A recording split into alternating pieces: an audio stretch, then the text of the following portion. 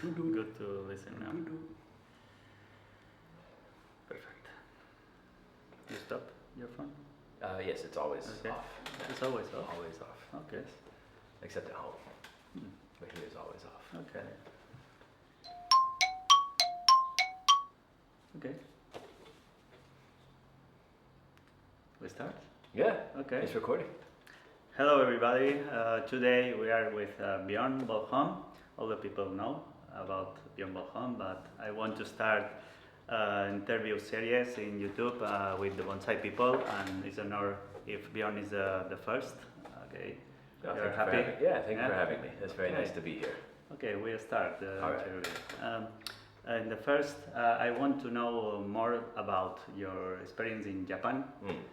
You can tell something about all the people see a lot of videos, but you can explain something different Sure, yeah. about your experience. Yeah, maybe it's best to say first that I did a 9-year apprenticeship, 6-year apprenticeship, and lived for 3 years in Japan. So I moved there originally when I was 22, right after university. Yes, it's a long time ago. I'm 33 now, so it was 11 years ago. And then I moved back to the States 2 years ago. So I spent 9 years total in Japan. The first 6 years was an apprenticeship, and then I worked for 3 years after that. I would say, when I first went to Japan, I think it's true for most people. When you're 22, you're an idiot. You don't know much about the world. You don't know much about yourself. And I was squarely in that particular camp. So I moved there thinking that I knew a lot about Japan, that I knew a lot about what the experience was going to be like, but it was very, very different than what I initially thought. When you go to Japan, you realize, okay, you're going to be working 7 days a week. 365 days a year. Maybe you get 1 day off a month. Maybe you get 1 day off every 3 months. Yeah, I'm very surprised when you tell me about you don't go the important gardens like Suzuki, maybe 3 or 4 years before. Because So don't have time. There's no time. There's no days off, so you can't travel. You can't go to the gardens. You can't visit other bonsai nurseries. So when you go as an apprentice, you know that you're going to be working very hard and working 7 days a week, but you don't. I don't think anybody can really prepare their mind to know that it's going to be that intense. And like a marathon. And it's not just a physical marathon, having to wake up every day. It's a psychological, mental marathon for sure. So and plus on top of that, you have the difference in culture between Japan and the West, and in my case, the United States. So they're as different as they can possibly be. So it makes it even more difficult to adjust to the environment there. So there are a lot of. You need to have a special character, I think. I think so. Like everybody, the first year, it's like, it's very romantic. Like, it's going to be amazing. I'm going to work on the best trees in the world, on cocoa trees, which is true. You get to work on the cocoa trees, but you also have to pull weeds. You have to clean the toilet. You have to wash your oyakata's car. You have to clean vegetables. There's about 1 million other things that you have to do on top of doing the apprenticeship itself. So I think it's impossible in Europe or something like that. It would be hard in the States. Like at my nursery, I want to maybe take on an apprentice, but I'm very nervous about it because the people that apply are all from the West, and it's a very different mentality. Education is very different. Like in Japan, for the apprenticeship, the education is mostly visual. You don't talk a lot. There's no explanation. Like my teacher, my oyakata Fujikawa-san, he would never explain anything. Nothing? No, he explained to me one time how to set a branch on a juniper. Only one time? It's crazy. And what else? I think one time on how to select the best front, and that was it. And the rest of the time, you're supposed to watch and observe and then figure things out. That's crazy. Whereas I'm sure Europe's the same, but in the US, everything is verbal. You say, okay, you do it this way, do it this way, this way. This is why you do it this way, this way, this way. In Japan, it's not like that at all. It's completely different. Yeah, but it's a good opportunity for your student and improve a lot in the bonsai.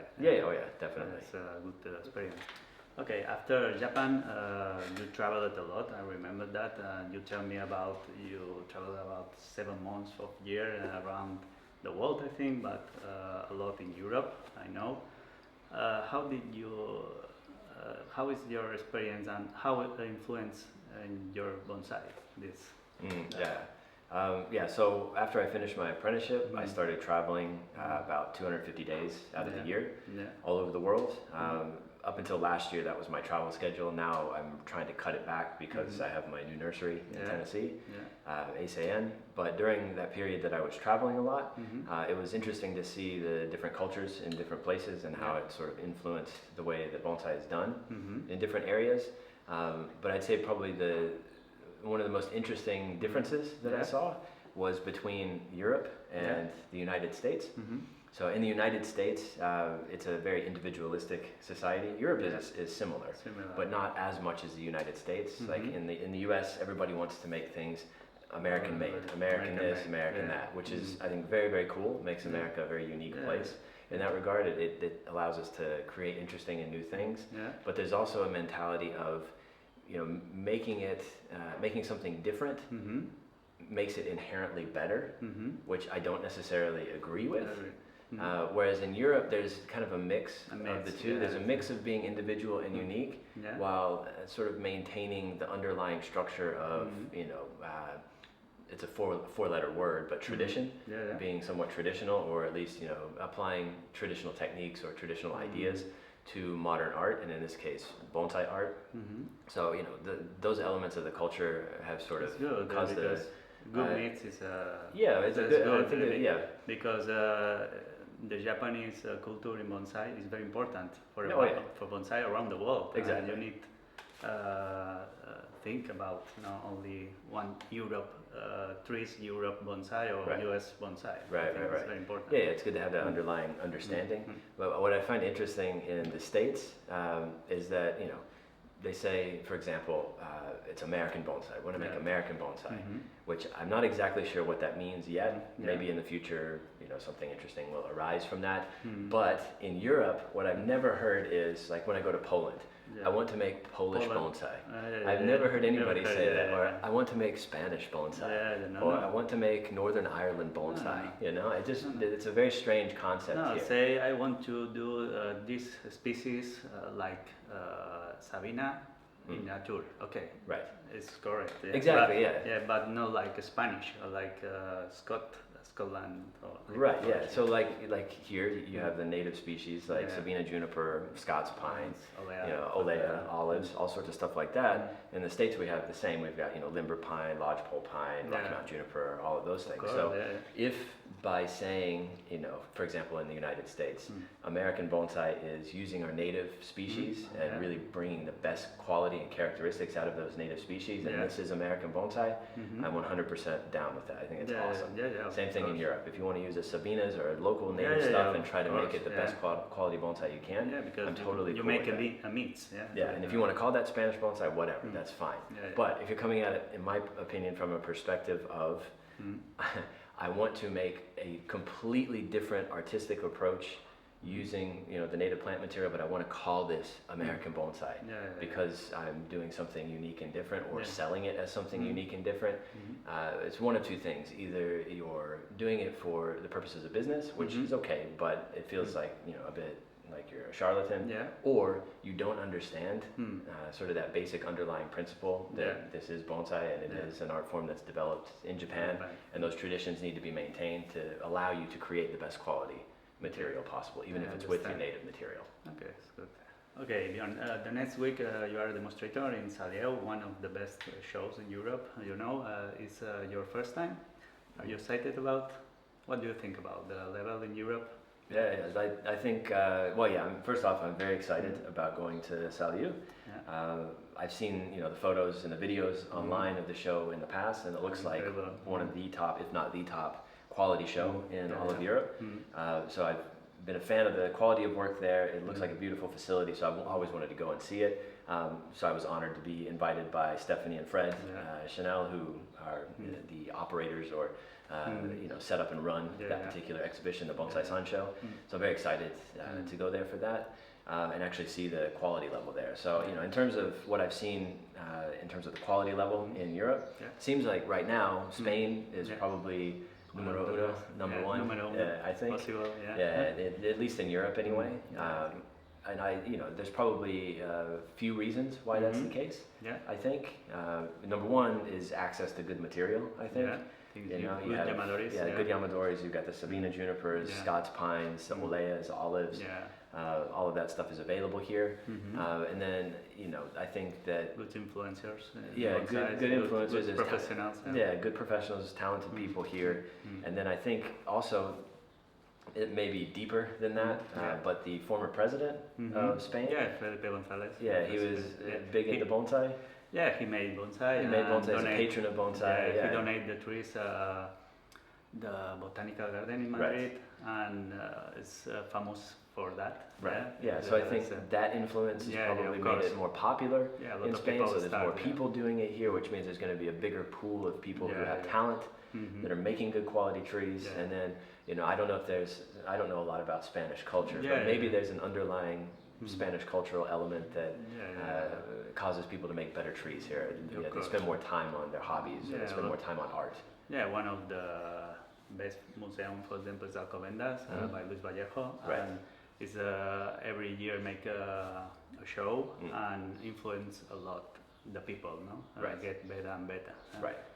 Now it's with Mario Consta, you know, it's for me one of the best in Europe. In my opinion, I think he's probably the best bonsai professional in Europe. In my opinion, and it's improved a lot this place, and I think it's a good Spanish. In the Spanish level, it's very, very good. I think so too. So the rest of you Europeans, you need to catch up.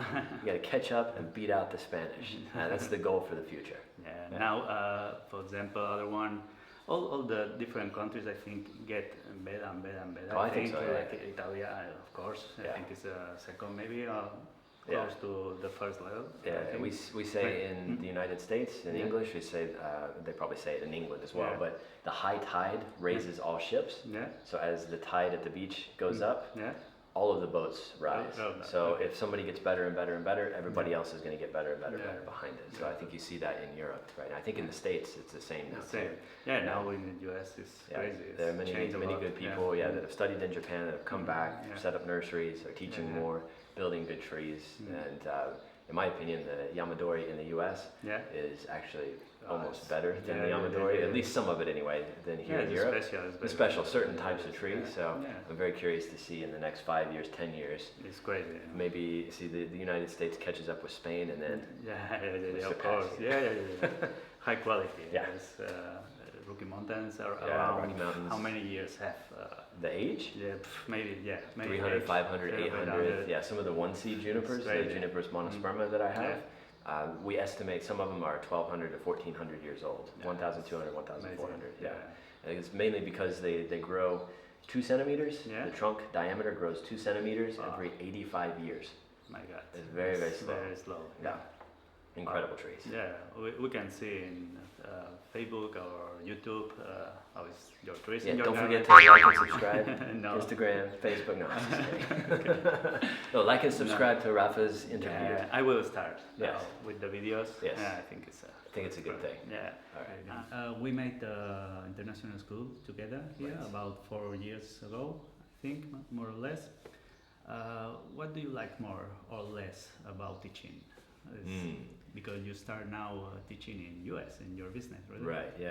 So here at Bonsaisense, I guess it was exactly 4 years ago, we started the bonsai school here. So I've been coming twice a year, every year, once in the spring, once in the fall. People from Norway, from Denmark, people from all over Europe come here and study for a few days with us, which is a lot of fun. And you get a whole range of levels, beginner all the way up through advanced, even to professional or semi-professional that come in, to work with us here. So it's interesting to see, the mix of people that are coming in, but it makes it difficult sometimes to figure out, exactly what level each person is and how you as a teacher should approach. Includes the personality. The personality is very important. That's very, very true. It's the human interaction component of bonsai is it can be difficult sometimes. So, we have the similar type of setup at my nursery now in the States at ASAN in Nashville. So we've got intensive classes, and students will come in 3 times a year instead of 2 times a year. They'll come 3 times a year. Each time they come, they stay 3 days, and we cover different aspects of bonsai art, bonsai design. So there are 2 tracks. You can do the conifer track, which is all junipers, pines, cypress, all of those species, spruce, everything like that, everything that's coniferous.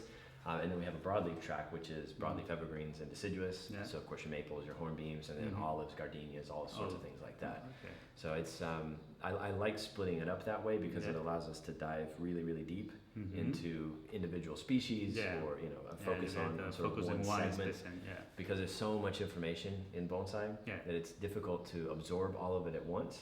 But if you can hammer down and learn one thing really, really well to start with, then you can move on to the next thing, and you can build on the next thing off of the first thing that you learned, even if it's something completely different. The techniques or the ideas or the concepts will reappear later in a different format or a different form. So. I think so. It's one of the best.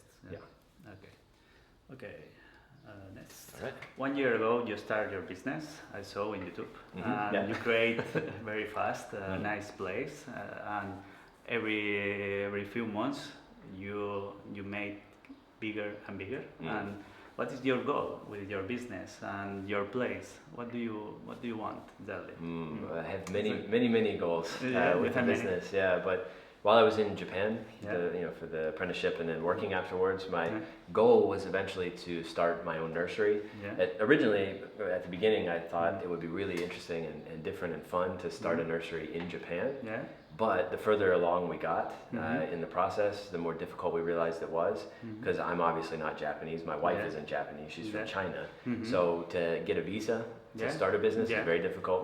It's very difficult to stay there long term. It's not very immigration friendly. Japan is very difficult to immigrate to, so we decided it would be a better opportunity to come back to the States and set up the business there. It's a big business now in US. It is. Every year get more big. It's growing like crazy in the States right now. So, that was a draw for us to come back to the States, and then we moved to Nashville because it's a good sort of central location on the East Coast. So if you look at the United States, it's huge. But 70% of the population of the U.S. lives east of the Mississippi. So Nashville is right smack dab in the middle, north, south, east, and west, once you get east of the Mississippi. So we've got 70% of the population of the U.S. is all surrounding us, so it makes it very easy for people to come. And you tell me the airport is 5-10 minutes? About, 10-15 minutes from the house, so people can fly in, take an Uber, come straight to the nursery. But we opened 1 year ago, and about 3 months ago, I tripled the size of the garden, so we expanded it. We've got a lot of acreage. We've got, it's about 40,000 square meters, so it's 10 acres that we can expand. It's a lot. You want to put I don't want trees? I don't want to put trees everywhere. That's too much. It's too much work. Right now, I think we've used probably about an acre total. Maybe a little bit more than that. Right about an acre, I think. And I'm in the process of building new benches and misting systems and setting everything up. But the next goal is to stop working on building things in the nursery and start working on making trees. Because one of the most difficult things that I found in setting up a business is that there's no time to actually work on trees. It's a very difficult. It's very difficult, I tell before, yes, you did.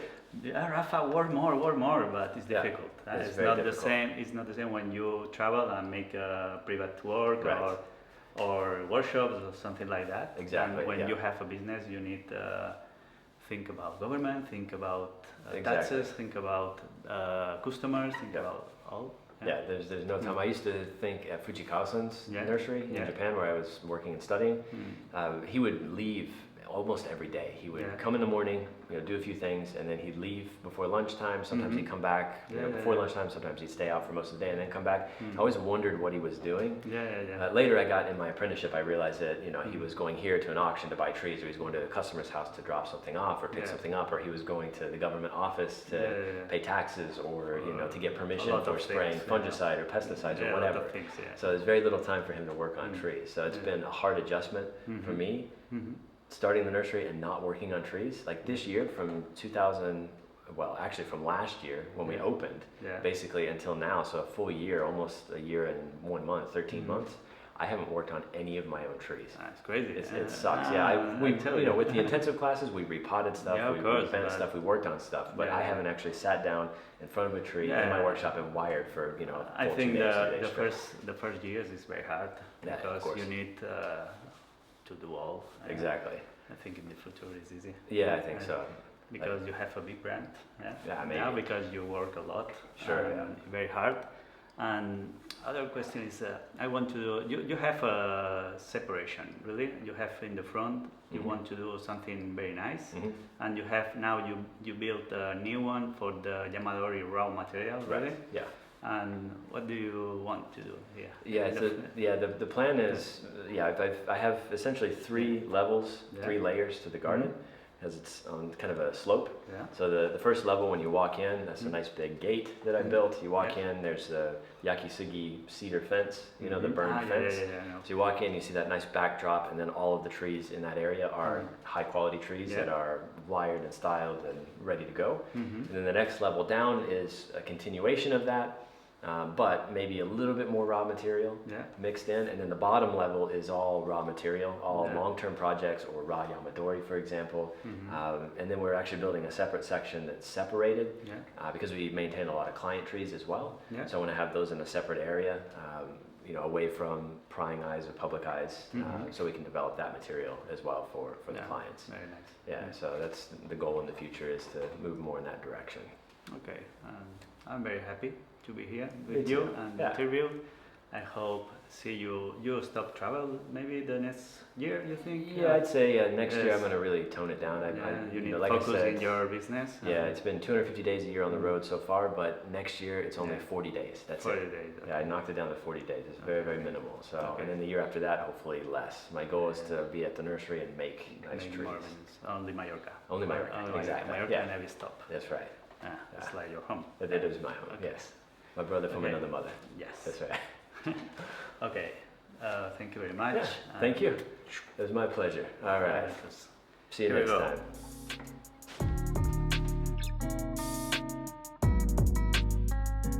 That's good. We'll do each question separate. What's what is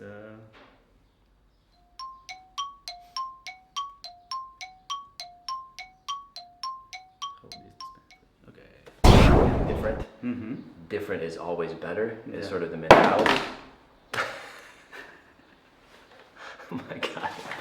Sorry. Okay.